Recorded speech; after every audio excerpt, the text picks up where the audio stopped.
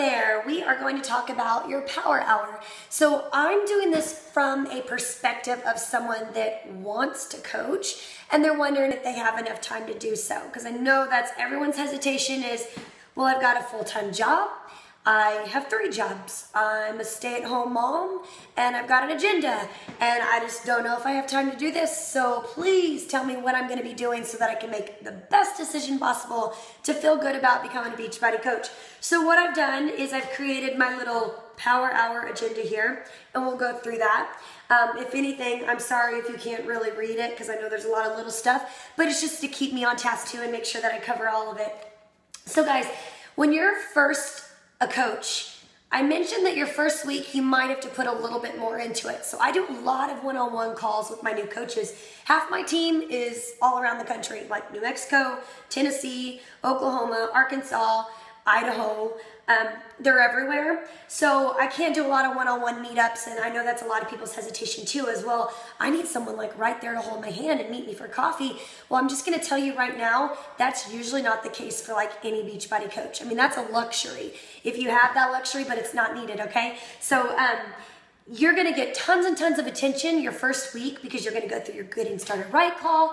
You're going to have your welcome email. You're going to do your list. And then after you do your list, I'm going to say who's on your list, when you want to start your challenge group. And then we're going to get your challenge group rolling. So it's like A, B, C, D all laid out for you. Now, let's say week 1 is done. Your challenge group is started. What do you do now, right? Because you're like, I need to know. So power hour, here we go. Number 1, you're going to initiate conversation. So guys, I would say number 1 and 2, initiate conversation and follow up is gonna be your first 30 minutes of your power hour. And you're like, how do you do that for 30 minutes? You'll find out, don't worry. So initiate conversation means that you're simply gonna be forming relationships. And we actually use an acronym called FORM, form. And we will explain in detail what that means later.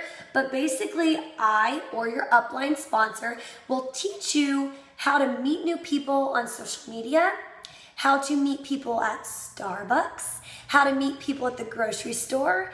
I mean, literally anywhere I go, I always roll in fitness, which always leads to Beachbody, which usually leads to some kind of exposure where I can get their name and their email before I leave, having met them never before.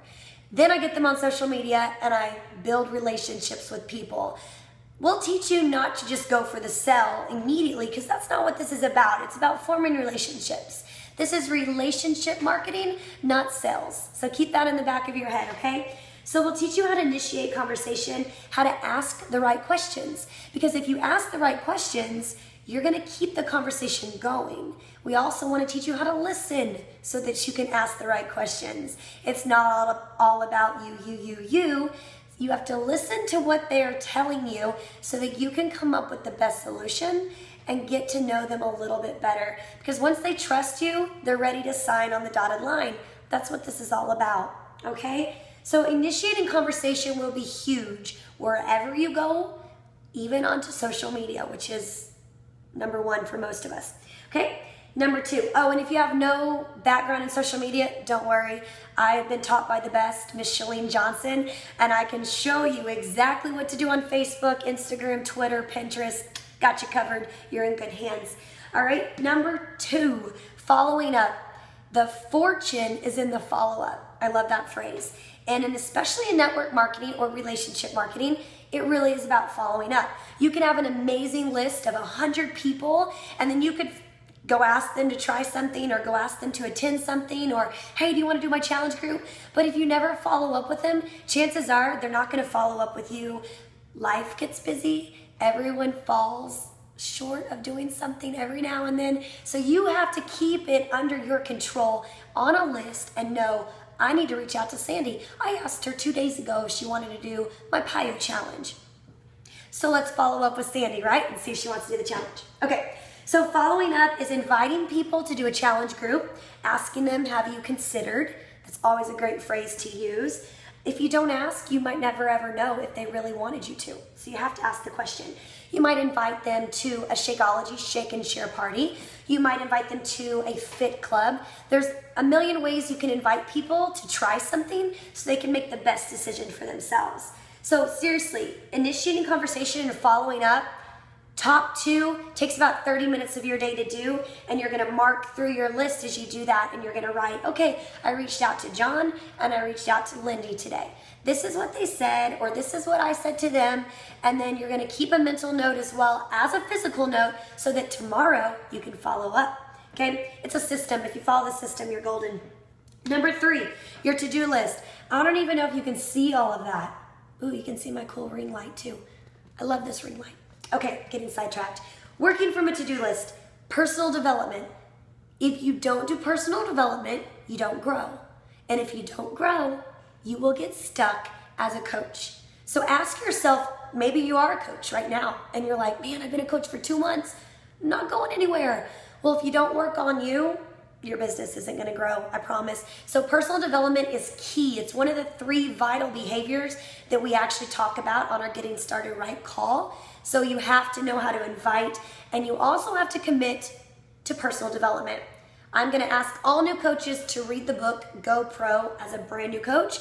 And if you do that, I guarantee you, you will understand the in and outs of network marketing, relationship marketing, and you will be successful because you're working on yourself. When you stop working on yourself, you stop growing. And trust me, all these other things just go chaotic when that happens, okay? Thank you, Shalene Johnson, for teaching me personal development at the age of 25. That's why I'm 29 right now, and I'm seeing pretty decent success for a 29-year-old. Everyone's opinion. But anyways, let's keep going. Okay, number 2 I have right here, you're gonna post in your challenge groups. So I told you, by now you're leading a challenge group. So your to-do list, work from your to-do list. Number 3, right here, after you've done your personal development, you're gonna go into your challenge group and you're gonna make a post for the day. How you guys doing? How's Pio treating you? How's Shakeology? What's your favorite flavor? Just something to keep your people engaged. The 3rd one here, schedule your post so you can do a schedule so that you don't literally have to post right then and there. And I can show you how to schedule your post. So usually for my challenge groups, I will post 14 days in advance so that I don't have to wake up at 7 a.m. and make a post. I have a software program that's free, by the way, that posts for me so that when you wake up at 7 a.m., you don't have to immediately think, what am I gonna say? It's already done for you. See how much easier this can be? I'm gonna make your life easier, trust me. Okay, so we schedule post or we do a live post. I try to schedule a post 2 a day and do 1 live in the, whatever I'm doing, in the action, in the scene at the moment, okay? Connecting with your coaches. I put this one down further because, I mean, as a new coach, you probably don't have coaches yet, and that's fine. I'm gonna teach you how to get coaches of your own on your team, which is excellent. And then you're actually gonna reach out to your coaches. You're gonna post to your team page, such as I do. Try to keep them engaged, camaraderie, it's awesome. And then you're gonna add to your list. So you started as a coach with a list, right? An initial list. If that list ever stops growing, you stop growing. Seriously, like, you'll never make a penny in this business if you're not constantly adding people to your list. So you're taking them off because you followed up, they've joined your challenge, but now you think, oh, Sandy's got a best friend that wants to try challenge, add her to my list. And that's how you keep going from there. Then you're gonna check your email and text. Notice that one's way down here and it's not up here because a lot of people check email and then they're like, oh, Williams-Sonoma has a sale right now. Oh, I was on like Joss and something, it's a furniture thing earlier. You can get distracted for hours. Also, Facebook, threads and stuff, don't go there. Keep that for the very end. Like your last 10 minutes of your power hour should be looking at Facebook. Because if you're searching the thread, you're long gone. You forgot everything else that you should be doing today. Here goes an hour and you got nothing accomplished, okay? So trust me, email, text, Facebook threads, that's for the last part of your power hour. Photo and video editing, I can do that all day. So what I usually do is wait till I'm traveling. So like on the flight yesterday, I had a 2-hour flight. And obviously I can't use internet unless I pay for it. So I went through and edited pictures and got content and created cool graphics and texts so that I could use that for my post this week and not have to do it in the moment right there, because it could take 30 minutes coming up with an idea.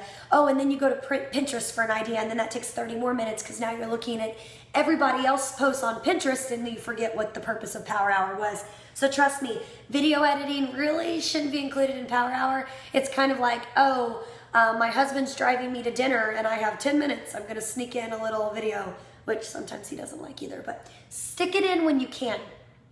And then research is kind of the lowest value for your Power Hour.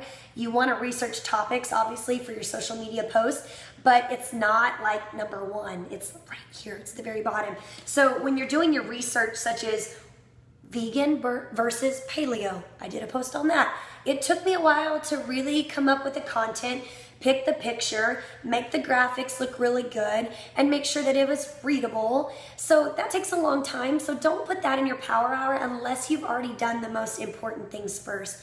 So guys, that's your Power Hour, and if you can stick to your Power Hour, you will see tremendous growth. It wasn't until I started implementing this that I actually could sit down and go, that's what I did yesterday, and that's what I'm doing today. And no wonder I've just had a lot more success in the last 6 months. So trust me, Power Hour is all you really need. Maybe another hour here and there for Facebook thread, editing and researching, maybe. But literally that can be done when your kids are asleep. Wake up 30 minutes earlier, go to bed 30 minutes later, make your Power Hour 2 parts of the day. Just commit as a new coach to 1 hour a day. And that's what I ask every new coach to do. So if you're considering being a coach, or can I really do this because I work 3 jobs and I'm never going to quit my job. Maybe you love your job, you don't want to quit your job. If you can do this, you'll make yourself enough supplemental income to where you might be able to pay for those family vacations. You might be able to put $300 back a month for your kids' college education. That's what Brad and I are doing now. Just a lot of cool things that can happen with just an extra $200 a month or $300 a month, $500. You could get yourself a pretty good car, right?